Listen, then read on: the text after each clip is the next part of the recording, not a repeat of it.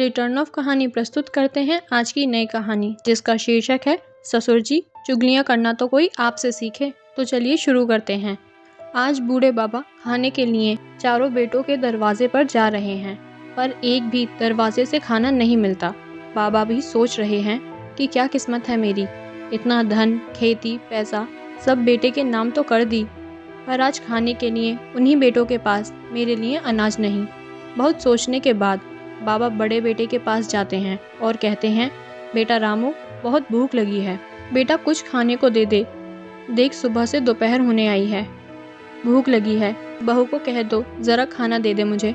इतना सुनते ही बड़ी बहू झल्लाते हुए बोलती है, दिन रात मेरे ही पास खाओगे कि और भी बेटे के पास जाओगे? और वाह ससुर जी, बेटे से मेरी शिकायत कर रहे हैं, चुगलियाँ करना तो कोई आपसे सीखे। इतना सब सुन बाबा चुपचाप वहीं बैठ गए। करते भी क्या, टुक टुक बहू को आशा की नज़र से देखने लगे। बड़ी बहू ने थाली पटकते हुए खाना दिया। बाबा चुपचाप आंखों में आंसू लिए खाना खाकर वहीं पास में पड़े एक पुरानी खाट पर लेट गए और पुराने ख्यालों में गुम हो गए कि कैसे दिन रात मेहनत करके अपने बेटे को खिलाया था। खुद नहीं खाता था, पर अपने बच्चों का पूरा ख्याल रखता था, जिससे कि वह भी बड़े होकर मुझे वही प्रेम सम्मान दे, वही स्नेह दे। कहने को तो मैं पहले एक ज़मींदार था, लेकिन आज मेरे पास एक फूटी कौड़ी भी नहीं। बाबा विचारधाराओं में गुम खाट पर लेटे रहे। बाबा को शाम में पकौड़े खाने का बहुत मन कर रहा था, लेकिन सोच भी रहे थे कि किसको बोलने बनाने के लिए।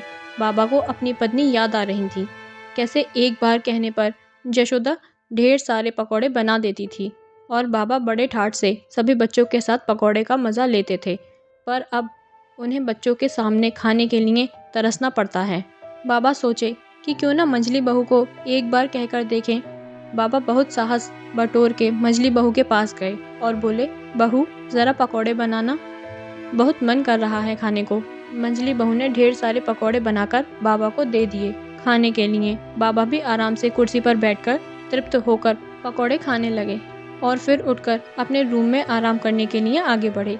दरवाजे पर आए ही थे, तभी मंझली बहू की आवाज़ कानों में गूंज गई, मैं क्या करूं राम, ससुर जी नहाते नहीं और कुर्सी पर बैठ गए, राम राम। मंझली बहू ने बड़बड़ाते हुए कुर्सी उठाई और उस कुर्सी को पानी से धोते हुए बोली, हे राम, मेरी कुर्सी गंदी हो गई। थोड़ा झल्लाते हुए बोली, अरे सुनो मोहन के पापा, अब से बाबा आए तो ज़मीन पर कहना बैठने को, नहाते हैं नहीं, मेरी कुर्सी गंदी हो गई, देखो ज़रा कैसे महक आ रही है। बाबा ने थोड़ा बहुत मंझली बहू की बात सुन ली। बाबा सोचने लगे, मेरे हाथ में दर्द है, मेरा घुटना गिरने से फूटा हुआ है, तो मैं नहाऊं कैसे?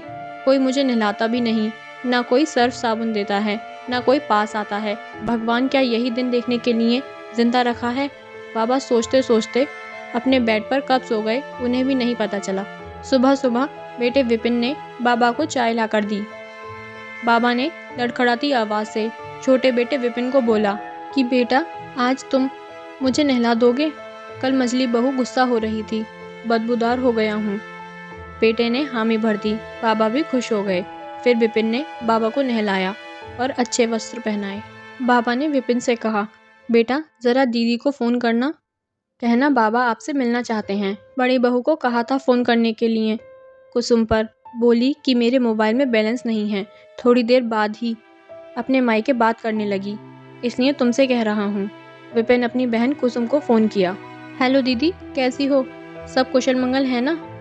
लो बाबा बात करेंगे। बाबा थरथराते हाथ से फ़ोन लेकर बोले, बिटिया कैसी है? बड़े दिन हुए आई नहीं, बाबा से मिलने को जी नहीं करता? कुसुम, हेलो बाबा, मैं ठीक हूँ।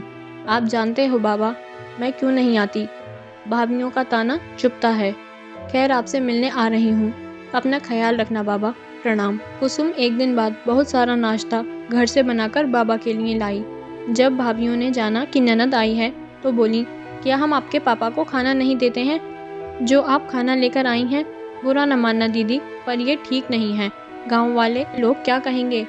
मेरी तो नाक कटवा दी दीदी। कुसुम ने भाभी से कुछ ना कहा। वह बाबा को प्यार से खाना खिलाने लगी। उधर दोनों भाभियां आपस में बात करने लगी। आई है बाबा से पैसे लेने के लिए, ठग कर ले जाएगी फिर से पैसे। इतना बोल सभी अपने अपने काम में लग गए। किसी ने कुसुम को खाने तक तो क्या, बैठने के लिए भी नहीं पूछा। कुसुम बाबा को खाना खिलाकर अपने घर जाने लगी। तभी बड़े भाई पर नज़र पड़ी।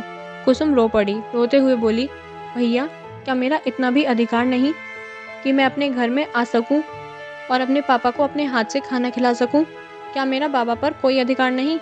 भाई भी हालातों से मजबूर अपनी बहन को कुछ न कह सका। बेचारी कुसुम रोते हुए मायके का दर्द सीने में दबाए अपने ससुराल चली गई। बेटी के आंखों में आंसू देख बाबा तड़प रहे थे। क्या मेरी बेटी को इतना भी अधिकार नहीं कि वह अपने मायके आ सके?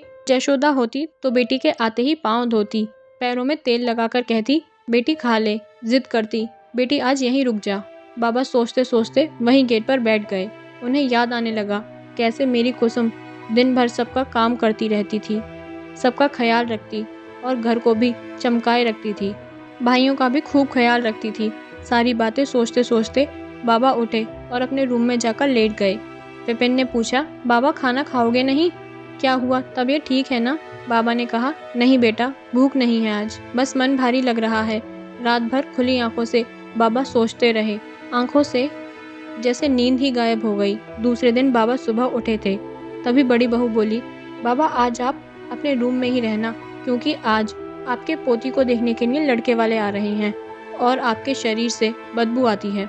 बाबा के आंखों से आंसू आने लगे। अपनी आंखों के आंसू को छिपाते हुए बाबा बोले, बहू जैसा तुम सबको ठीक लगे, आज हम अपने रूम में ही रहेंगे। बाबा अपने रूम में ही खाना खाए। रात में न ठीक से सोने के कारण बाबा की तबीयत खराब जैसी लग रही थी।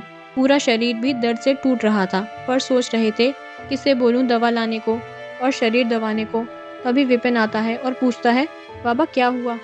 बाबा ने बताया तो विपिन ने तुरंत बाबा के पैर दबाए और फिर बाबा के लिए दवाई लाने चला गया। तभी बाबा के सीने में दर्द होने लगा।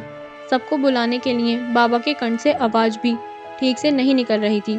पूरा शरीर दर्द से तड़प रहा था। बाबा पूरी हिम्मत लगाकर जोर जोर से सबको बुलाने लगे और बोले कि सब मेरे पास आ जाओ। तभी झट से मझली बहू कहती है, अरे इस बुड्ढे की तो हर रोज़ की यही आदत है। आई थी बेटी, उसने कुछ उल्टा पुल्टा खिला दिया होगा, गैस हो गई होगी, इसलिए बुढ़ा चिल्ला रहा है। छोड़ो, सब अपने अपने काम करो, इनका तो दिन रात का यही रोना है। इधर बाबा का गला सूख रहा था, पानी के लिए तरस रहे थे, इसलिए भी सबको आवाज़ लगा रहे थे। पानी न मिलने और दर्द भी बढ़ने के कारण बाबा के प्राण पखेरु उड़ गए। बहुत देर शोर न होने पर सभी बहू आती हैं और देखती हैं बाबा अब नहीं रहे। सभी रोते हुए कहने लगी, हाय मेरे बाबा, बहुत अच्छे इंसान थे, बहुत नेक इंसान थे, क्यों चले गए बाबा? बाबा बाबा कुछ कहते क्यों नहीं? बाबा बाबा कुछ तो कहो। विपिन जब दवा लेकर आता है तो देखता है कि बाबा तो रहे ही नहीं। वो सारी दवा दरवाजे पर ही फेंकते हुए दहाड़ मारकर रोने लगता है। बाबा आप क्यों चले गए मुझे छोड़ के? मैं आपकी सेवा करता। विपिन जोर जोर से रोते हुए बोल रहा था। अच्छा हुआ बाबा आप चले गए स्वर्ग में, इस घर में आपकी कोई कदर नहीं करता था। रोते रोते बाबा के सिरहाने बैठने के बाद विपिन वहाँ से उठकर दूर खड़ा हो गया और रोते हुए मोहन से बोलता है, कैसे इंसान के दो रूप हैं। बाबा थे तो उनकी कोई कदर नहीं करता था, आज उनके लिए उनकी बहुएं दहाड़ मारकर रो रही हैं। देखो कैसे मगरमच्छ के आंसू बहा रही हैं सब। और बाहर भैया बोल रहे हैं कि पूरी और 5 किस्म की मिठाई करेंगे। विपिन मन ही मन सोचता है, आज मर गए तो 5 मिठाई करेंगे, और जब बाबा जिंदा थे तो कोई खाने को भी ना देता था। काश यही प्रेम उन्होंने पहले दिखाया होता तो आज बाबा सबके साथ होते। दोस्तों, किसी मरे हुए इंसान को देखकर तो अजनबी भी रो पड़ता है, अपने तो वो होते हैं जो जीते जी ख्याल रखें। ये कहानी आपको कैसी लगी हमें कमेंट में ज़रूर बताएं, और साथ ही चैनल पर नए हैं तो चैनल को लाइक, शेयर और सब्सक्राइब करना ना भूलें। धन्यवाद।